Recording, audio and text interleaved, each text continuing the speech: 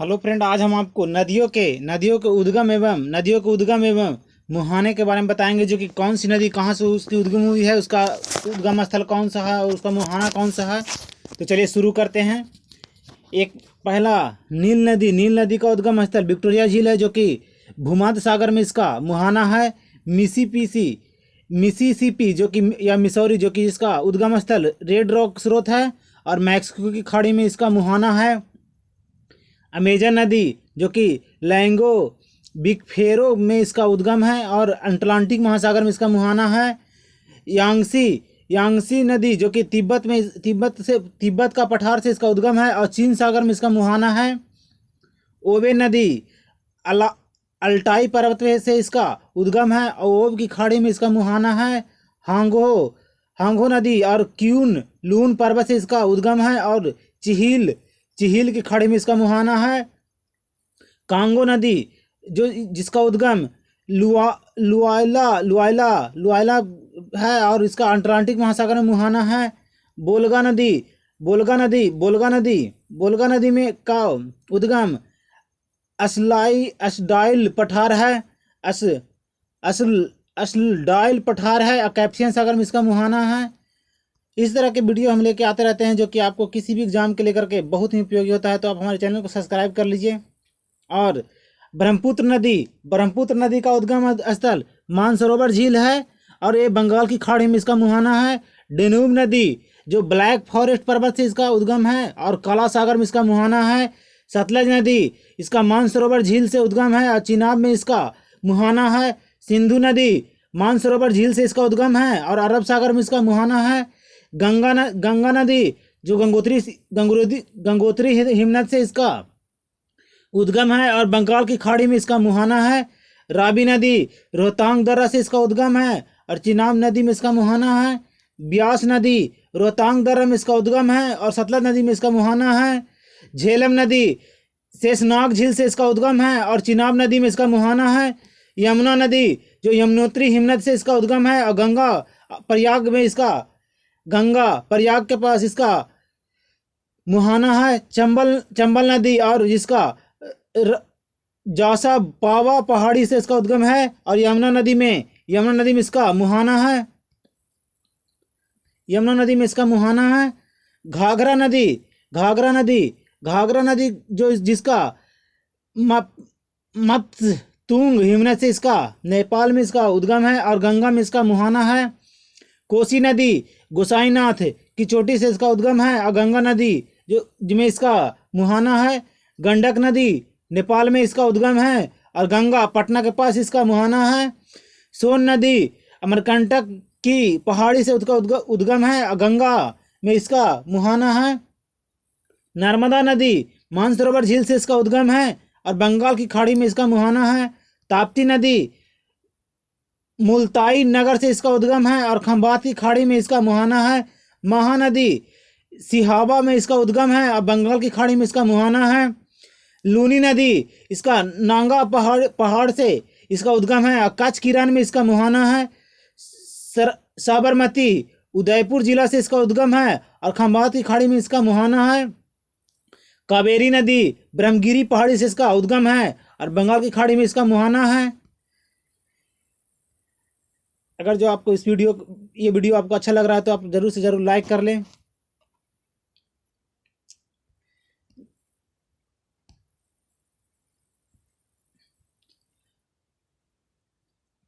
कावेरी नदी ब्रह्मगिरी पहाड़ी से इसका उद्गम है, बंगाल की खाड़ी में इसका मुहाना है। कृष्णा नदी जो कि महाबलेश्वर से इसका उद्गम है, और बंगाल की खाड़ी में इसका मुहाना है। गोदावरी नदी त्र्यंबक गांव या नासिक से इसका उद्गम है, और बंगाल की खाड़ी में इसका मुहाना है। तुंगभद्र नदी पश्चिम घाट पर्वत से इसका उद्गम है, और कृष्णा नदी में इसका मुहाना है। इस तरह के वीडियो देखने के लिए आप हमारे चैनल को सब्सक्राइब कीजिए, लाइक कीजिए, शेयर कीजिए। चलिए हम आपको और क्षेत्रीय परिषद एवं सम्मिलित राज्य के बारे में बताते हैं। जैसे कि उत्तरीय क्षेत्रीय परिषद में उत्तरीय क्षेत्रीय परिषद में जिसका मुख्यालय उत्तरीय क्षेत्रीय परिषद का मुख्यालय नई दिल्ली है, जिसमें जम्मू कश्मीर, हिमाचल प्रदेश, पंजाब, हरियाणा, राजस्थान, चंडीगढ़ एवं दिल्ली संघ राज क्षेत्र आता है इसमें। और दक्षिणी परिषद में जिसका मुख्यालय चेन्नई है, उसमें आंध्र प्रदेश, आंध्र प्रदेश, केरल, तमिलनाडु, कर्नाटक, पुदुचेरी संघ राज्य क्षेत्र आता है इसमें। पूर्वी क्षेत्र में जिसका मुख्यालय कोलकाता है, जिसमें आसाम, सिक्किम, मणिपुर, त्रिपुरा, मेघालय, नागालैंड, अरुणाचल प्रदेश, मिजोरम, पश्चिम बंगाल, बिहार, झारखंड, उड़ीसा आता है। और पश्चिमी परिषद में जिसका मुख्यालय मुंबई है, उसमें गुजरात, महाराष्ट्र, गोवा, दमन एवं दीव, दादर नगर हवेली संघ राज्य क्षेत्र इसमें आता है। और मध्य परिषद में जिसका मुख्यालय इलाहाबाद है, उसमें उत्तर प्रदेश, मध्य प्रदेश, उत्तराखंड एवं छत्तीसगढ़ आता है।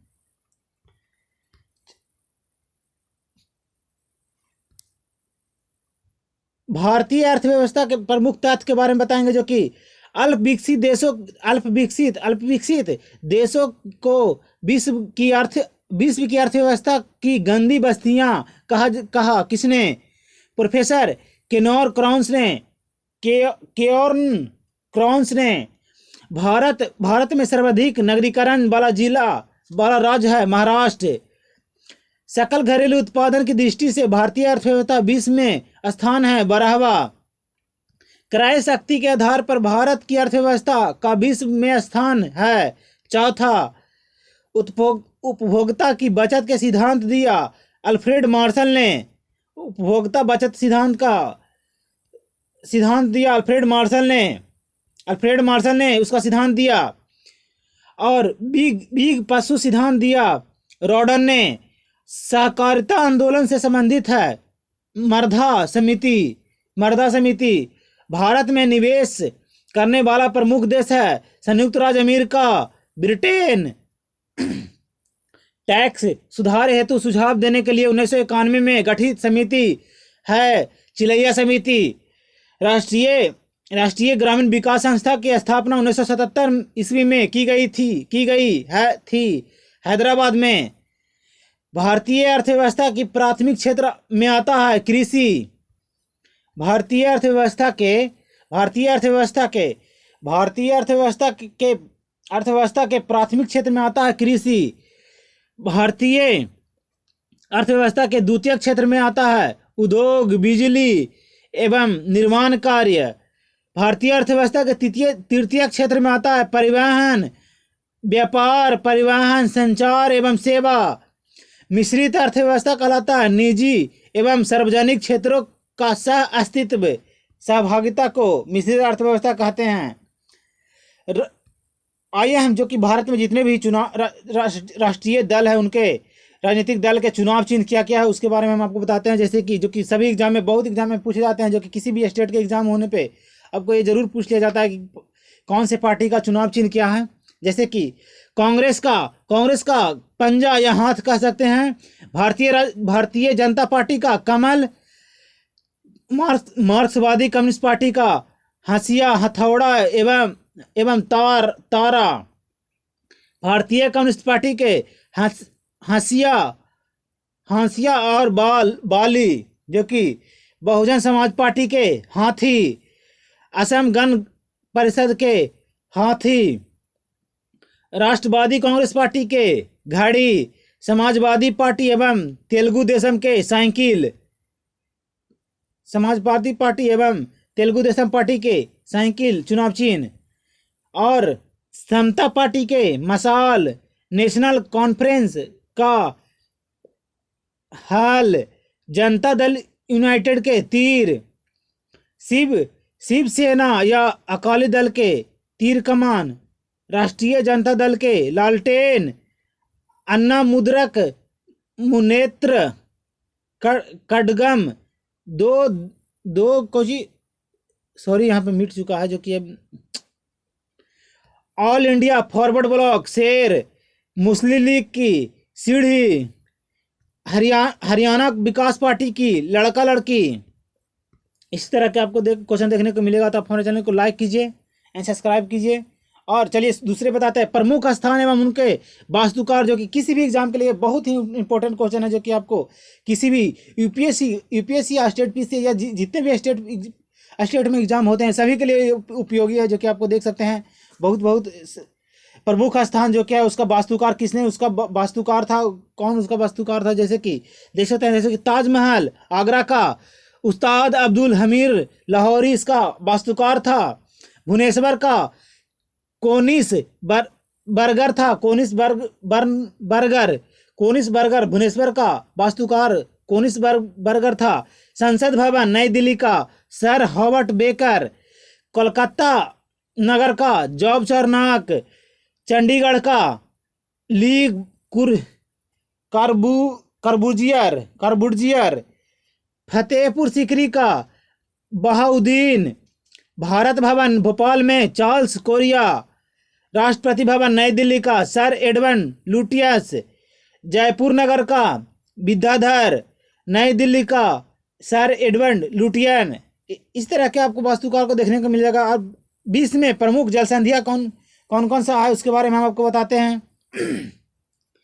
मलक्का जल संधि जो कि अंडमान सागर एवं दक्षिणी चीन सागर के बीच है, किसको किसको जोड़ती है, जो कि अंडमान सागर एवं दक्षिणी चीन सागर को जोड़ती है, जो कि इंडोनेशिया मलेशिया में इसकी स्थित है वर्तमान में।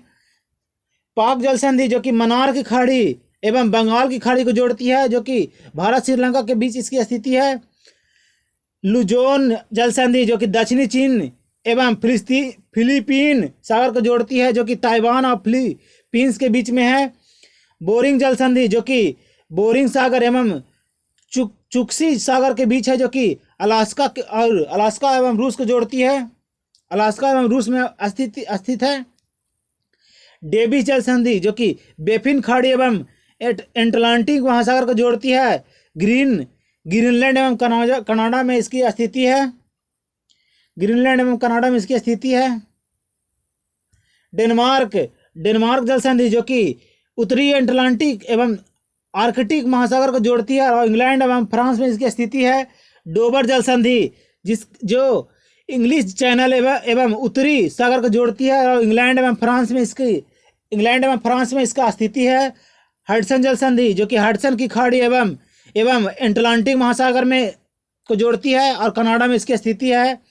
जिब्राल्टर जल संधि जो कि भूमध्य सागर एवं एटलांटिक महासागर को जोड़ती है और स्पेन या मोरक्को में इसकी स्थिति है। कोरिया जल संधि जो कि जापान सागर एवं पूर्वी चीन सागर में इसकी स्थिति है और जापान और कोरिया में इसकी स्थिति है। मैगलन जल संधि जो कि प्रशांत महासागर एवं